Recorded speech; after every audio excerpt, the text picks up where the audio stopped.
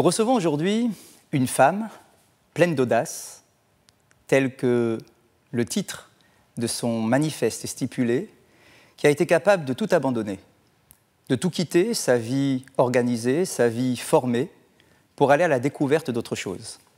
Linda Bortellotto, bonjour. Bonjour, monsieur Merci d'être à nos côtés aujourd'hui. Alors effectivement, votre vie était déjà bien cadrée. Vous étiez responsable à l'armée de l'air, officier. Vous étiez responsable d'un escadron de gendarmerie. Et vous êtes arrivé un jour à tout plaquer, comme vous le dites vous-même, pour aller à la découverte d'autre chose. Est-ce que vous pouvez nous expliquer quelle est l'origine de votre parcours et en quoi il est si original? Alors, moi j'ai toujours été guidée par un goût pour l'aventure et l'action. Et à l'époque, quand on m'a demandé de choisir un métier, qu'on se pose cette question, ça m'a orientée vers un métier militaire. Et donc, j'ai voulu être pilote de chasse, qui m'a permis d'intégrer l'école des officiers de l'armée de l'air. Donc, je me suis retrouvée officier de l'armée de l'air. Et le problème, c'est que j'ai eu une inaptitude médicale, ce qui m'a rendue inapte au siège éjectable. Et à partir de là, j'ai pas voulu rester dans l'armée de l'air. Donc, j'ai décidé de rejoindre la gendarmerie. Et donc, je me suis retrouvée officier de gendarmerie jusqu'au grade de capitaine. Et la rupture qu'il y a eu dans mon parcours, quand j'ai eu 27 ans, mon père est mort. Et là, tout d'un coup, cette carrière qui était très cadrée, très normée, très rectiligne, tout ça s'effondre parce que je me rends compte à quel point la vie est fragile, confrontée à la mort de mon père et confrontée à la souffrance. Et je me rends compte que si je veux vivre mes rêves et si je veux découvrir qui je suis réellement, au-delà de ce que j'avais pu imaginer, c'est à moi de faire le travail de recherche intérieure et de saisir ma vie et de me mettre en quête de moi-même. Alors expliquez-nous comment est-ce que concrètement est-ce que cela s'organise? C'est-à-dire que du jour au lendemain, vous dites je prends mon sac à dos et je vais traverser le monde, à l'autre côté du globe. Est-ce que c'est vraiment cette idée-là finalement qui est dans votre tête?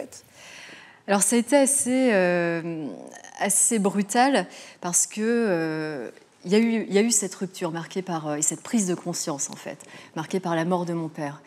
Et tout d'un coup, il y a l'effondrement de tout ce que j'ai construit où je me rends compte que ça ne correspond absolument pas à ce que je suis intérieurement. Et que j'étais complètement... je vivais une vie à côté de moi-même, en fait. Ce n'est pas un processus, tout d'un coup, où on trouve qui on est et le travail intérieur s'arrête. C'est-à-dire qu'à partir du moment où on l'a enclenché, l'enjeu, c'est de trouver et de continuer de chercher parce qu'en fait, déjà, on évolue sans cesse. Et ce qu'on porte en nous est tellement riche que ça met des années et des vies à le découvrir. Bien sûr. Et est-ce que cette quête, finalement, n'est pas également à mettre en parallèle avec la prise de conscience du temps? Puisque j'imagine que se retrouver seul dans des immensités que le monde peut nous offrir, est-ce que finalement, il n'y a pas... au contre-pied de ce que nous avons dans nos sociétés modernes, où il n'y a plus de temps, justement, tout est dans la précipitation, est-ce que dans ces voyages de découverte, est-ce qu'il y a aussi une prise de conscience que le temps passe et donner du sens au temps à chaque instant de notre existence? Complètement. Et justement, quand je parlais de cette prise de conscience le jour où mon père est mort, c'est-à-dire que tout d'un coup, on se rend compte que la vie a une durée limitée. Mais c'est vrai, quand on est pris dans un quotidien, dans une routine, avec les problématiques personnelles ou professionnelles, en fait, on ne se rend pas compte à quel point le temps passe et à quel point il passe vite et à quel point, à un moment, tout peut s'arrêter.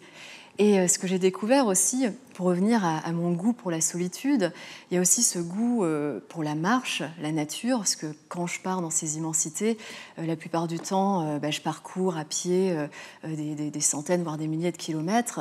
Et en fait, en retrouvant ce rapport au corps et à la marche, donc on passe outre tous les moyens de transport auxquels on est habitué dans nos sociétés modernes, eh bien, on retrouve ce goût pour la lenteur, pour la contemplation, pour l'émerveillement. Et c'est à partir de là où on touche à cette notion qui est quand même assez difficilement, qu'on concerne difficilement, qui est l'instant présent. Alors, je voudrais vous rapporter un enseignement biblique qui notamment parle du voyage et de l'invitation au voyage. C'est tout simplement la première injonction qui a été faite à Abraham, le premier des patriarches. C'est très intéressant. Abraham est installé. Il est installé, certes, il a quelques problématiques dans sa famille, mais il est installé dans les plaines de Ur-Kasdim. Et voilà qu'à un moment, Dieu lui demande « Lech lecha ». Pars, voyage, quitte ton milieu, quitte ton environnement pour aller découvrir autre chose. Et ce qui est intéressant, c'est que nos commentateurs, sur ce passage biblique, nous disent qu'il y a toujours deux façons de voyager. Soit on fuit quelque chose, soit on va à la recherche d'autre chose. Et je pense que l'état d'esprit est fondamental, c'est-à-dire que lorsqu'on dit à Abraham « pars », ce n'est pas pour fuir, ce n'est pas un fuyard, ce n'est pas un voleur qui s'enfuit pour ne pas être attrapé. Il quitte un endroit pour aller à la découverte d'un autre. Et peut-être que finalement, c'est le fond de votre démarche, de ne pas avoir une démarche de fuite en avant, de tout abandonner, de tout claquer pour aller ailleurs, mais finalement d'aller ailleurs pour se découvrir soi-même. Dans le lech lecha, vous savez, la particularité de l'hébreu, cette redondance par pour toi, le pour toi est a priori inutile dans le texte, on devrait dire simplement pars, va-t'en. Le pour toi, c'est que finalement, à travers ce voyage, tu vas te découvrir toi-même. Et pour se découvrir soi-même, il ne faut pas fuir, mais il faut aller pour être aspiré ou pour être en aspiration vers quelque chose d'autre. Et peut-être que finalement cet enseignement biblique pourrait tout à fait correspondre à votre démarche. Complètement, c'est-à-dire que c'est exactement ce que vous venez de dire. Pour moi, le voyage, je le conçois avant tout comme une quête. C'est-à-dire qu'on va entendre des voyageurs qui veulent fuir quelque chose, mais au final, je ne suis pas sûre qu'ils trouvent ce qu'ils doivent trouver. Or, pour moi, l'essence même du voyage, elle repose sur cette quête, et c'est avant tout ne pas avoir peur de quitter un certain confort, se dépouiller de ce qu'on pense être et a fortiori de ce qu'on n'est pas, pour aller trouver ce qu'on est et devenir ce que l'on est.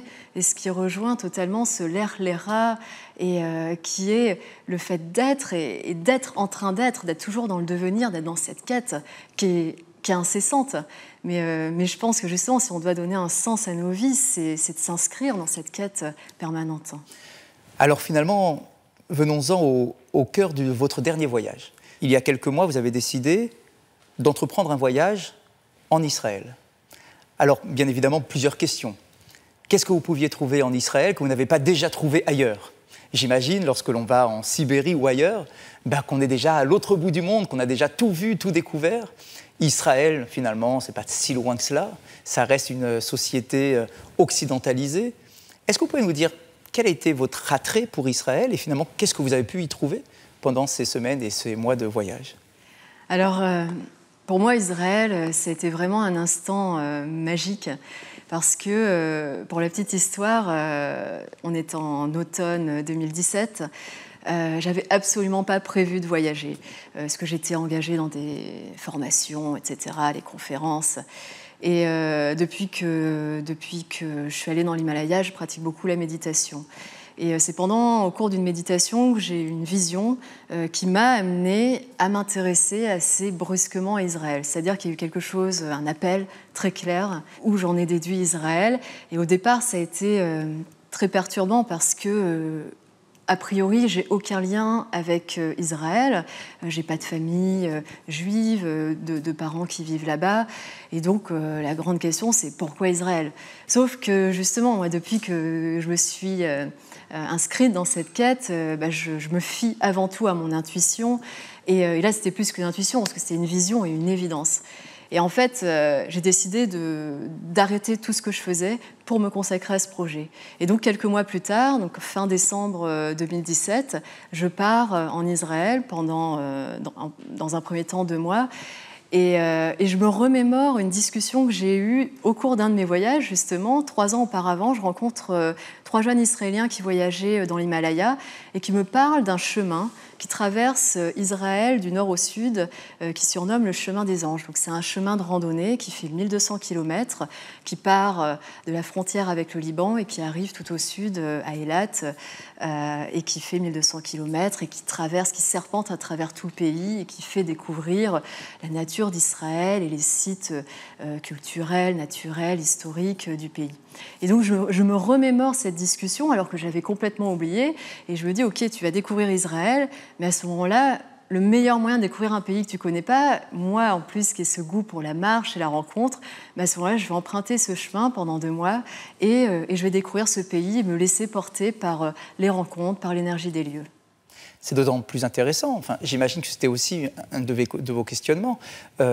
Israël est souvent véhiculé par rapport à tout ce que l'on entend sur Israël dans les informations, les journaux, etc., qui n'est pas forcément la vision idyllique d'un pays qu'il est agréable à visiter. Et vous, par contre, vous avez été capable de ne pas vous laisser enfermer par ces informations, par cette image que l'on donne le plus souvent du pays d'Israël, pour aller justement à la rencontre de tous ceux qui vivent là-bas, ceux qui sont au quotidien, de montrer que finalement les choses sont bien plus complexes qu'il ne peut sembler à nos yeux lorsque nous sommes ici en France. Oui, complètement. Et ça, c'est quelque chose que j'ai retrouvé à chaque fois que j'ai voulu aller quelque part. Par exemple, quand j'ai voulu vivre au fin fond de la Sibérie avec des nomades, les gens me disent « t'es complètement folle, c'est dangereux ». Je parle d'Israël. Effectivement, la connaissance que la plupart des personnes en ont, c'est le conflit, le danger. Et moi, ma démarche, c'est d'aller au-delà des préjugés, aller au-delà des a priori. Et les peurs que les personnes, que les médias cherchent à véhiculer, en fait, peu importe. C'est-à-dire que je n'écoute pas ce qui est et je m'écoute moi-même. Et cette démarche de voyageur aussi, c'est... je veux dire, on ne peut pas voyager si on n'est pas ouvert d'esprit, sinon on va voir que ce qu'on veut voir. Or, plus que ce que je veux voir, moi je voulais voir ce que le pays voulait me montrer, voir ce que les gens avaient à me montrer. Et du coup, je pars pour me dépouiller justement des enseignements, de ce que j'ai pu entendre, de ce qu'on peut me dire, des préjugés, des a priori, pour vraiment recevoir ce que les autres et ce qu'une terre a à me révéler. Alors profitons de l'occasion, prenons nous aussi notre sac à dos et partons découvrir Israël à travers ce petit reportage directement dans la ville de Tibériade.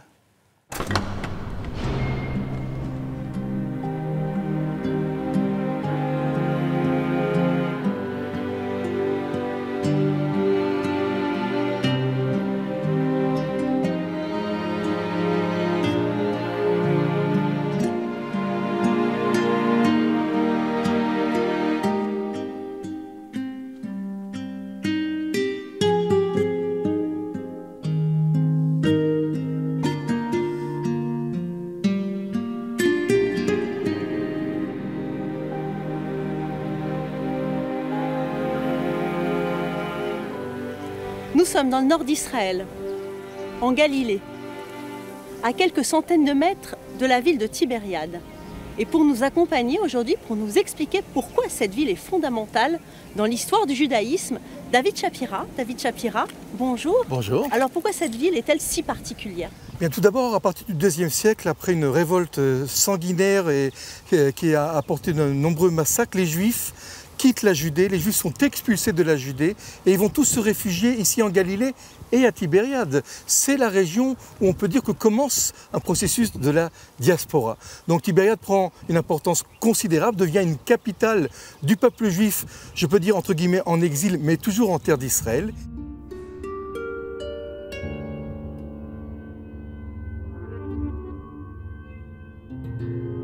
Et à partir du IVe siècle, ici siège le Sanhédrin, composé de 71 sages, et qui prennent des décisions pour tout le peuple juif. De plus, avec le Sanhédrin, on rédige ici le Talmud de Jérusalem, une création littéraire extrêmement importante, une œuvre fondamentale, puisqu'on sait qu'il y a deux Talmuds, celui de Jérusalem qui est écrit à Tibériade, et celui de Babylone qui est écrit en Babylonie. Enfin, au Xe siècle, dans les années 900, toute une génération de sages qu'on appelle les sages de la Massora, de la tradition, vont ponctuer toute la Bible et vont séparer les phrases et les paragraphes. Grâce à cette œuvre-là qui est monumentale, nous sommes aujourd'hui capables de lire correctement la Bible, de la comprendre, de savoir où une phrase se finit, où un paragraphe se finit, et de savoir quand nous allons à la ligne, quand nous commençons une nouvelle histoire. D'ailleurs, ici, a été rédigée la plus ancienne version de la Bible que nous connaissons, à Tibériade, qu'on appelle le Codex d'Alep. Cette Bible, qui date de 930, a eu beaucoup d'aventures, mais elle est aujourd'hui, 10 siècles après, même 11 siècles après, exposée au musée d'Israël de Jérusalem. La boucle est bouclée. De Tibériade commence l'aventure biblique et l'aventure talmudique. Alors David, partons ensemble à la découverte de cette région, de cette ville, berceau de la spiritualité.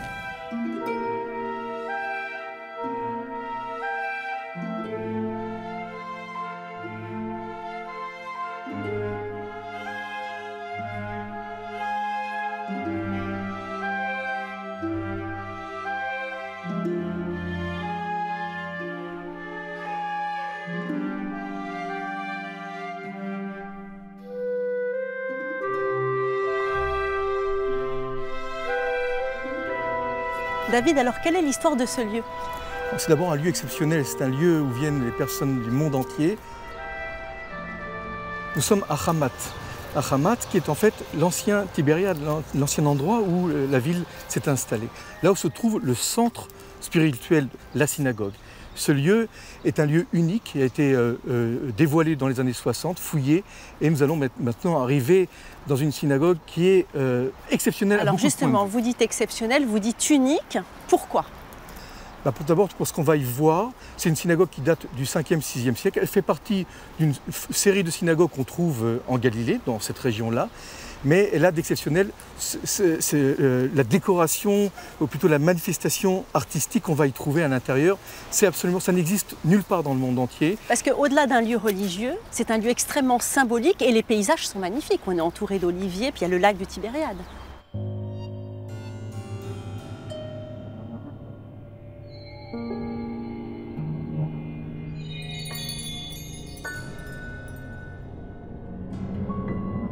Absolument. Alors le lac nous sert évidemment comme point d'eau. Qui dit eau dit la vie. Et nous sommes dans un endroit où il y a ici 17 sources différentes qui sortent des entrailles de la terre. Et c'est ici aussi un centre de soins. On vient de tout Israël, on vient du monde entier. Et jusqu'à aujourd'hui, dans ce qu'on appelle les bains chauds de Tibériade, pour s'immerger, pour se baigner, parce que c'est bon pour la peau, c'est bon pour la santé. Alors un lieu religieux, un lieu de soins, mais aussi un lieu de vacances, énormément. Absolument, puisque le lac de Tibériade est un atout majeur.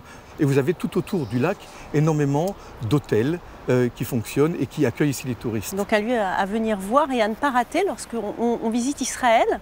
Donc cette synagogue, elle est spéciale, vous m'en avez parlé tout à l'heure, parce qu'elle a été construite avec des pierres qui ont été ramenées, et que cette synagogue, on n'en construira plus jamais une autre comme celle-là.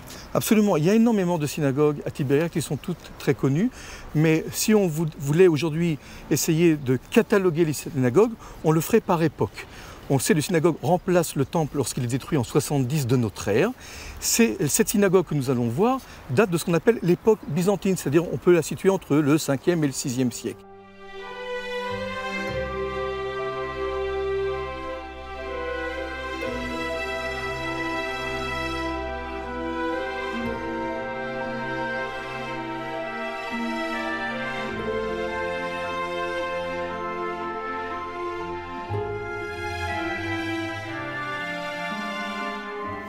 Bon, alors impressionnante cette synagogue et surtout cette mosaïque, David. C'est un lieu exceptionnel, d'une richesse historique absolument incroyable, d'un faste merveilleux. Et là, nous sommes en pleine richesse artistique aussi, en pleine manifestation d'art. Alors avec des pierres de couleurs incroyables.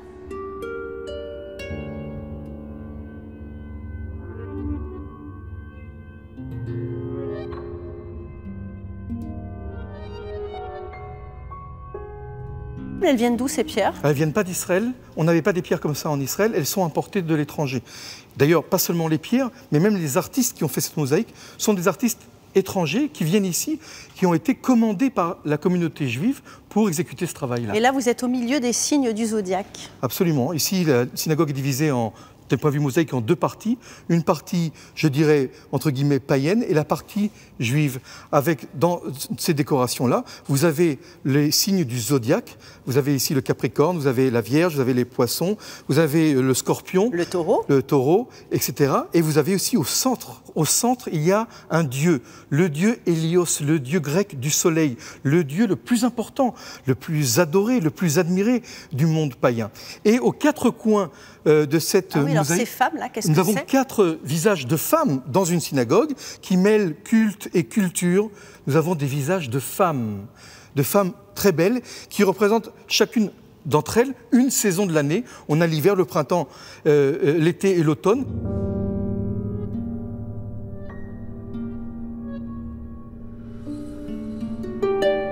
parce que nous sommes ici un peuple d'agriculteurs. Les fêtes juives sont aussi fixées par rapport aux saisons agricoles. Une fresque admirable, d'un style tout à fait particulier, dans un lieu de culte monothéiste. Oui, ça ressemble quand même beaucoup à des idoles, alors que c'est interdit normalement les idoles dans les synagogues. Alors c'est interdit, toute représentation est interdite, mais en plus représenter un dieu idolâtre, un dieu païen, c'est très surprenant. C'est d'ailleurs ce qui fait de cette synagogue un lieu exceptionnel. C'est pour cela qu'on vient du monde entier pour la voir.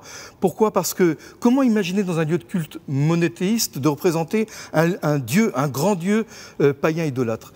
La réponse, en fait, la réponse est claire. À cette époque où cette mosaïque est créée, il n'y a plus d'idolâtrie, il n'y a plus de paganisme. Le monde païen n'existe plus. Il n'y a plus de tentation d'aller vers les lieux de culte païens, d'aller vers les dieux idolâtres. Quand l'idolâtrie a disparu, on n'en a plus peur, on n'a plus peur de représenter. Et maintenant, on est dans le domaine de l'art, de la représentation artistique. On n'a plus peur de représenter des dieux idolâtres à l'intérieur d'une synagogue parce que la représentation est belle à la vue. Elle est magnifique d'un point de vue artistique, mais en aucun cas, elle signifie une quelconque attirance envers un culte ou un dieu païen. On reste dans une synagogue. La preuve, d'ailleurs, c'est l'autre partie de cette mosaïque qui représente des signes juifs par excellence. Oui, qui est vraiment côte à côte. Alors on a 2 ménorotes et au milieu. Alors nous avons 2 ménorotes, c'est-à-dire des chandeliers à 7 branches qui représentent les chandeliers du temple. Puis nous avons le shofar, qui est un instrument de culte. Et puis nous avons le loulav. Le loulav, c'est un mélange, une combinaison de 4 végétaux qui sont utilisés lors des fêtes de Sukkot, les fêtes des cabanes, les fêtes des tentes, qui sont aussi représentées. Et nous avons ce qu'on appelle en hébreu la marvat, c'est une petite pelle qui servait aussi à prendre l'encens pour le brûler. Et c'est un instrument aussi du temple. Donc on a ici l'entrée du second temple qui a été détruit, et tous les objets de culte dont on se servait, et dont on se sert, certains jusqu'à aujourd'hui, pour montrer, signifier qu'on est bien dans une synagogue.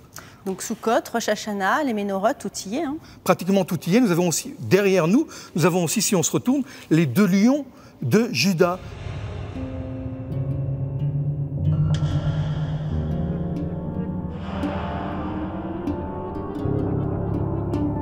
Le lion étant le symbole de la tribu de Juda, étant aussi le symbole de Jérusalem, on a aussi un symbole juif avec à l'intérieur des inscriptions grecques qui remercient les donateurs de cette synagogue, les contributeurs à cette synagogue, parce qu'on parle ici de moyens assez importants pour construire une telle synagogue.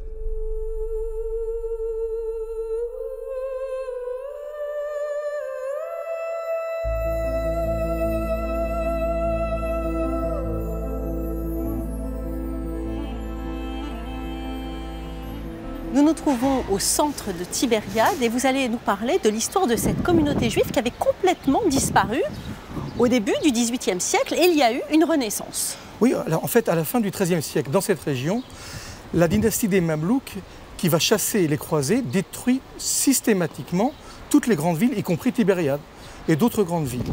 Il faudra attendre 5 siècles pour qu'une communauté juive réapparaisse dans une région qui est très importante, la Galilée. Or, il faudra attendre l'initiative d'un dirigeant absolument incroyable, un dirigeant musulman, qui appellera les Juifs à revenir ici au XVIIIe siècle, dans cette ville, et construire une muraille, la première muraille moderne de Tibériade. Nous arrivons à la synagogue de Chaim Aboulafia, un rabbin courageux dont vous allez nous raconter l'histoire. Absolument, c'est une histoire d'abord qui commence avec un percepteur d'impôts. Qu'est-ce qui se passe ici? Nous sommes en plein empire ottoman décadent, qui n'a plus les moyens de percevoir les impôts. Alors qu'est-ce qu'on fait? On nomme des autochtones, des percepteurs d'impôts.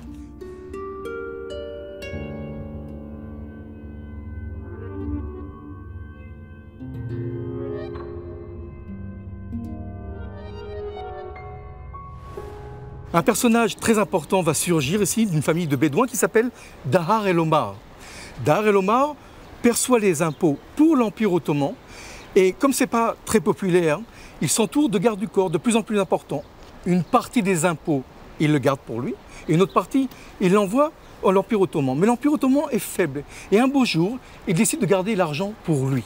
Il rentre donc en rébellion, en révolte contre l'Empire ottoman et il a besoin d'alliés.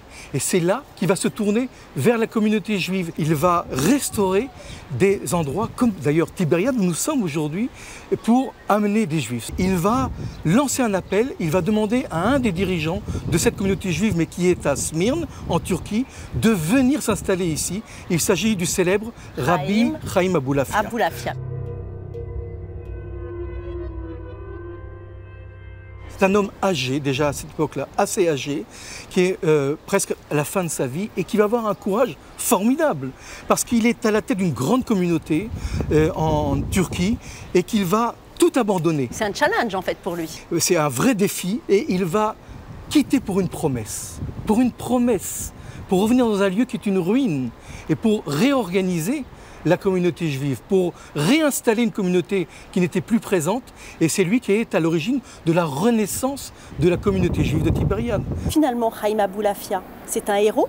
C'est un héros, surtout un homme très courageux. C'est un homme qui croyait que les Juifs devaient se réinstaller dans les principales villes de la terre d'Israël, notamment Tibériade, qui est une des 4 villes saintes, avec Hébron, Jérusalem et Safed. Allez, on va visiter la synagogue.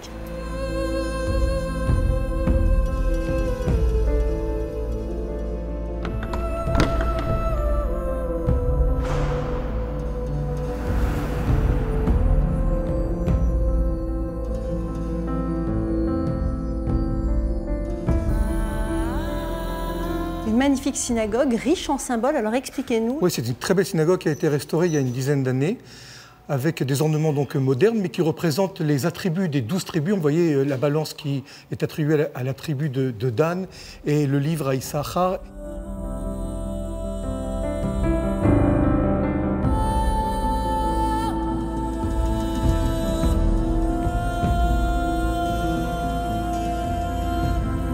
Quand on se tourne vers le mur nord, nous avons le caveau des patriarches, le tombeau de Rachel, le second temple, la tour de David, le mur des lamentations. Tout ça, c'est des lieux saints, très saints. Mais nous avons aussi le centre de la synagogue qui est, si vous me suivez, qui est juste là où il y a les sifrei Torah, les rouleaux de la Torah qui sont sortis le lundi matin, le jeudi et le Shabbat et les jours de fête et qui sont splendides. Vous avez plusieurs portes, une porte moderne. Et quand on ouvre, vous avez ici une porte ancienne. C'est absolument magnifique, c'est tout en cuivre. Absolument, qui date au moins de plus d'un siècle. Et quand on ouvre, vous avez devant nous les rouleaux saints, les rouleaux sacrés de la Torah qui sont lus le lundi matin, le jeudi matin et le Shabbat et les jours de fête.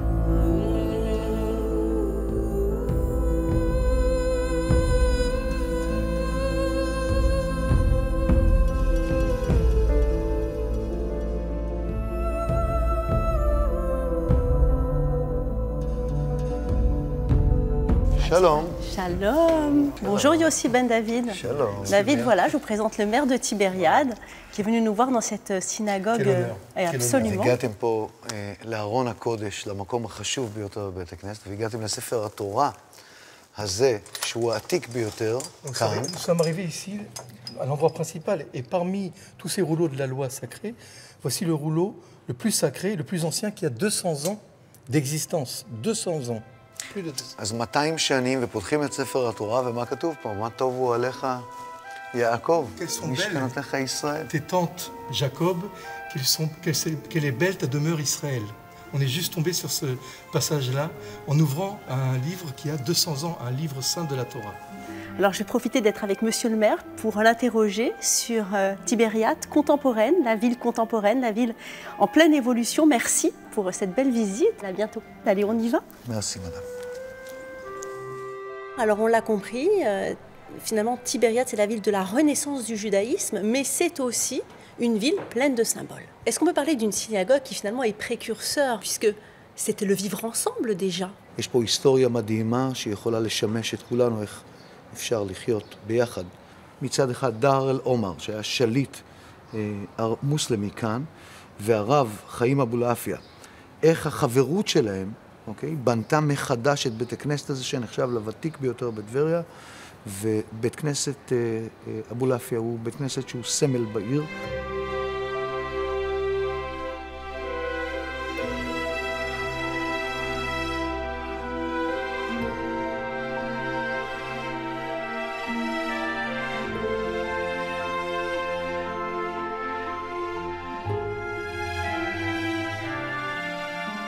Il y a cette procession tous les ans, les touristes du monde entier affluent. Racontez-nous. בוודאי, התהלוכה הזו מתקיימת הרבה מאוד שנים. מכאן יוצאים מתוך ארון הקודש הספרים העתיקים, ואנחנו לוקחים אותם בידיים, תהלוכה רגלית, 3 קילומטרים עד לרבי מאיר, ומגיעים מכל העולם. צריך לזכור שטבריה היא עיר קודש, בדומה לירושלים, היא עיר קדושה ליהודים, לנוצרים ולמוסלמים, ובאים אליה ממש מכל המקומות. בהילולה של רבי מאיר זו דוגמה מצוינת לראות איך כולם באים, איך כולם חלק מהחגיגה היפה הזו. Ces dernières années, Tibériade a connu de nombreux changements, des changements positifs. Au niveau économique, c'est important pour vous de voir autant de touristes? חשוב לנו מאוד. העיר, 70% מהכלכלה של העיר מתבסס על תיירות.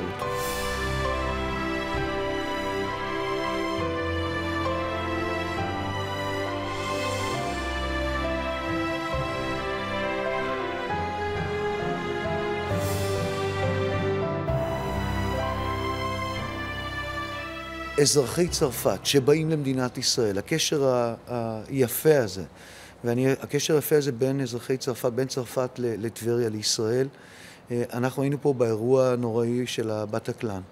באותו יום היינו אמורים לעשות ברחוב הגליל כחול לבן. כחול לבן זה הסמל של הדגל, של דגל ישראל. אני באותו יום שזה קרה, בשל הידידות עם יהדות צרפת, נתתי הנחיה לשנות ולהוסיף צבע אחד נוסף. את הרוז', את הצבע האדום, הטריקולור, ופה אצלנו ברחוב הגליל יש את הכחול, לבן, אדום, וזה היה ההזדהות שלנו עם מה שקרה בצרפת, ואני חושב שהקשר הזה הוא קשר מיוחד במינו, ואנחנו שמחים עליו. Merci, Yossi Ben David. Merci, madame.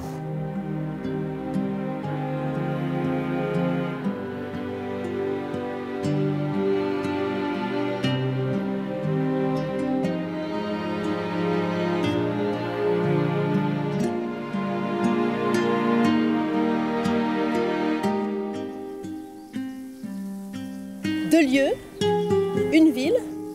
Nous refermons ensemble les portes de cette région, la Galilée, avant d'en ouvrir d'autres vers d'autres horizons fondateurs du judaïsme.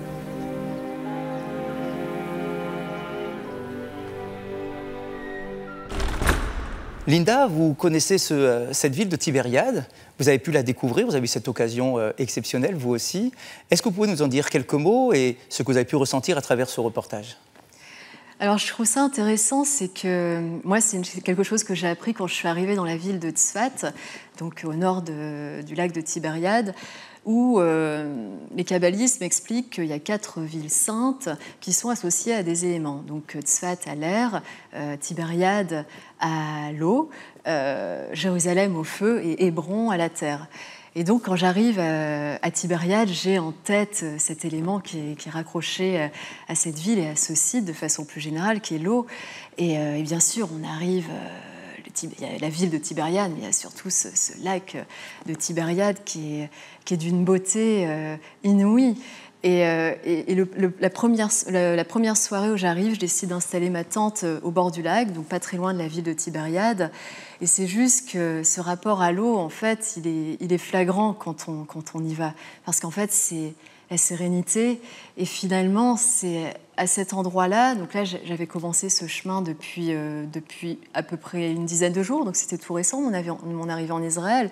Et c'est là où, en fait, j'ai pu voir des choses en moi que j'avais complètement oubliées. Donc, en fait, cette eau a été comme... Et le lac de Tibériade s'est révélé comme un véritable miroir de choses que j'avais enfouies en moi et que j'avais complètement oubliées, des choses du passé qui me sont revenues.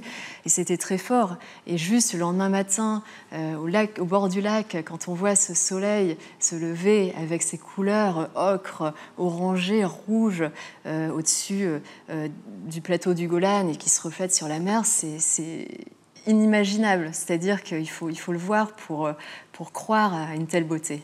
Très intéressant, vous parliez des 4 villes sacrées, des 4 villes saintes. Alors il faut savoir que cette appellation en réalité a été donnée au XVIIe siècle. à peu près, à une époque où l'installation en Israël était plus que complexe, difficile pour chacun, et il y avait finalement 4 grandes communautés, 4 villes qui ont pu se développer.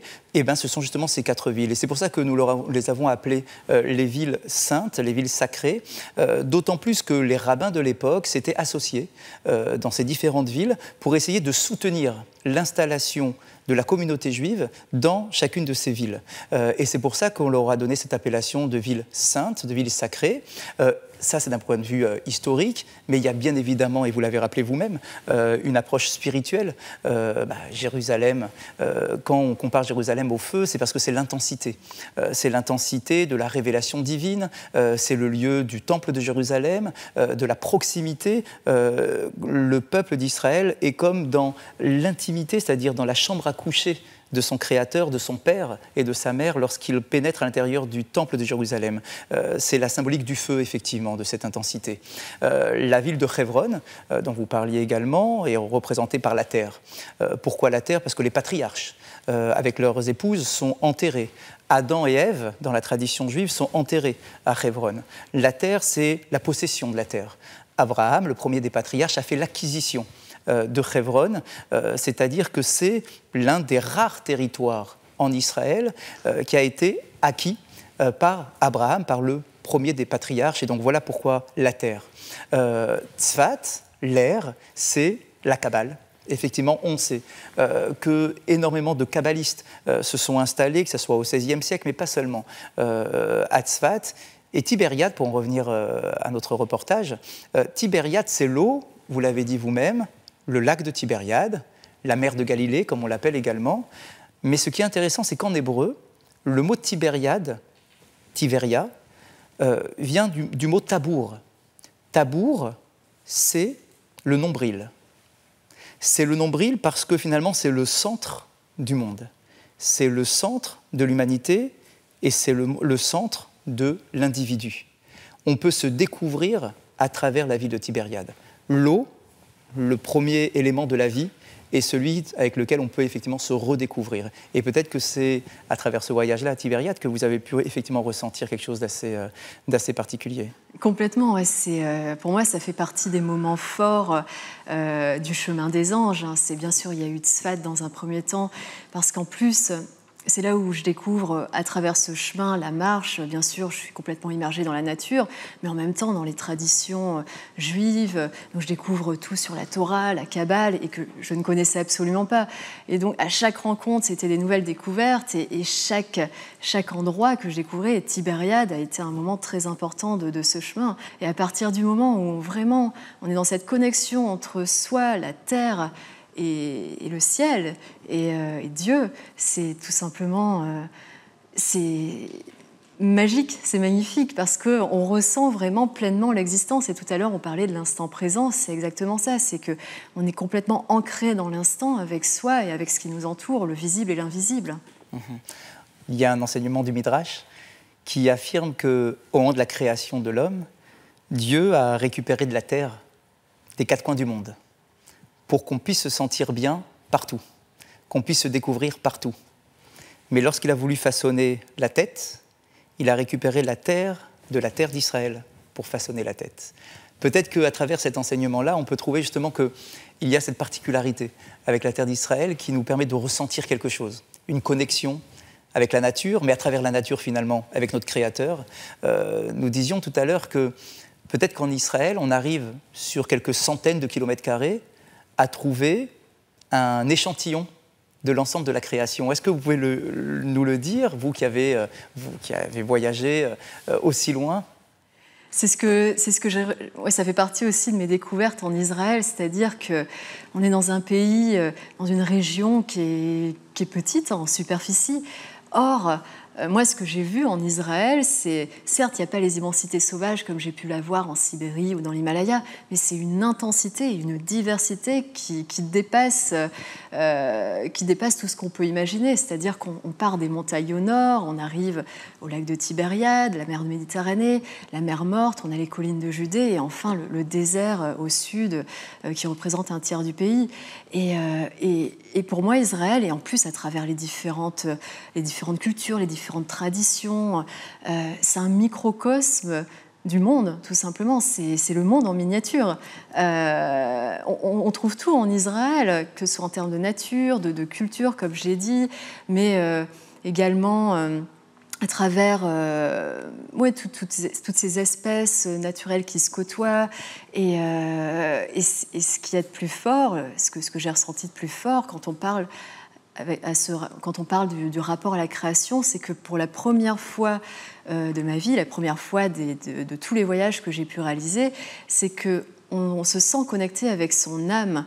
Et l'âme, jusqu'alors, pour moi, c'est un concept plutôt abstrait, où on peut lire des choses sur l'âme, mais on ne sait pas véritablement ce que c'est. Et là, c'était plus quelque chose d'abstrait, puisque tout d'un coup, j'avais l'impression d'être complètement connectée avec ce qu'il y avait de plus profond en moi, et en même temps de ce qu'il y a de plus élevé, ce qui est l'âme. Et Israël m'a apporté ça, et c'est pour ça que c'était une étape décisive dans mon cheminement. Alors vous avez traversé le monde et vous avez écrit un manifeste sur l'audace. Est-ce que, d'après vous, nous devons tous être capables ou être en mesure de faire la même chose, c'est-à-dire peut-être à un moment dans notre vie de tourner la page, d'aller ailleurs, non pas pour fuir, mais pour aller découvrir autre chose? Est-ce que c'est à la portée de chacun d'entre nous? Je pense que chacun a son niveau d'audace, c'est-à-dire que bien sûr, l'audace, c'est pas d'aller à l'autre bout du monde et de découvrir les immensités sauvages, mais à un moment, il est essentiel, et ça je le pense profondément, il est essentiel de savoir se mettre en déséquilibre, de sortir de ce confort dans lequel on a grandi, évolué, pour pouvoir aller découvrir autre chose, parce que la découverte de soi, elle n'est pas donnée. Quoi qu'il en soit, c'est un effort, donc c'est par la volonté, par la force de la volonté, qu'à un moment donné, on va pouvoir découvrir quelque chose sur soi. Et à ce moment-là, ça nécessite de dépasser ses peurs et de faire preuve d'audace pour aller découvrir quelque chose et pour devenir ce qu'on est censé devenir dans notre vie. Et après, est-ce que c'est donné à tout le monde? Je pense que tout le monde a les ressources en soi. Après, ça demande un travail plus ou moins important, c'est-à-dire en fonction de l'éducation qu'on a eue, en fonction des expériences de vie qu'on a, ça peut être plus ou moins difficile. Mais la base, c'est la foi en ce que l'on est, la foi en la vie, et la foi en ce qui nous dépasse. Et à partir du moment où on a cette foi, la foi, c'est une force intérieure, eh bien sûr, ça nous permet, ça nous aide à dépasser ses peurs pour aller vers soi-même. Je sais qu'il y a une notion très importante dans votre vie, c'est celle de la transmission.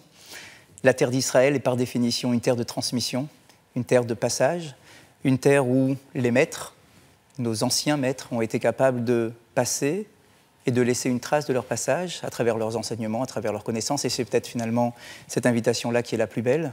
Je ne sais pas quels seront vos autres voyages, mais en tout cas, que vous puissiez toujours avoir cette approche de transmission, de goût et d'amour pour la nature, parce qu'à travers la nature, finalement, on apprend à découvrir l'autre, et à travers l'autre, j'apprends à découvrir la main de Dieu, qui est à l'origine de la création, de tout ce qui nous entoure. En tout cas, merci beaucoup pour vos réponses, et j'espère que nos téléspectateurs seront inspirés par cette invitation au voyage, que ça soit bien évidemment à travers le monde, et peut-être tout particulièrement sur la terre d'Israël. Merci beaucoup. Merci.